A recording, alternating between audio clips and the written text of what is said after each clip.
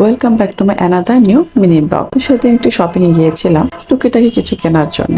তো সেটা আজকে আমি তোমাদের সাথে শেয়ার করব। তো আমার নন স্টিকি সেট এবং কড়াই, ফ্রাই প্যান মাশাআল্লাহ আছে অনেকগুলো। তবে র্যান্ডম কড়াইতে ভাজি করতে গেলে না অনেক সময় ভাজিটা হলুদ হয়ে যায়। সেটা আমার হাজবেন্ড অনেক সময় পছন্দ করে না। সাদা ভাজি করলে সাদাই থাকতে হবে, আর যদি হলুদ দিয়ে সেটা হলুদই থাকতে হবে। তো আমার ফ্রাই প্যানটা কেমন হয়েছে অবশ্যই তোমরা আমাকে জানাবা। ফ্রাই প্যানটা হচ্ছে 28 ইঞ্চি, দাম পড়েছে আমার 1800 টাকা। আর একটা ট্রে কিনেছি, এটার মধ্যে আমি চা নিবো আর সাইডে বিস্কিট নিবো। আর কাঠের চামচ একটা ভেঙে গিয়েছিল, তাই আর একটা নিয়ে নিলাম। আর 4টি স্টোর একটি সেট নিয়েছি ভুবনের জন্য। কাচেরটা ছিল ভেঙে গিয়েছিল, তাই আবার আরেক সেট স্টোর ওর জন্য নিয়ে নিলাম। আর এটি হচ্ছে আলু ভর্তা ন্যাশ করার জন্য।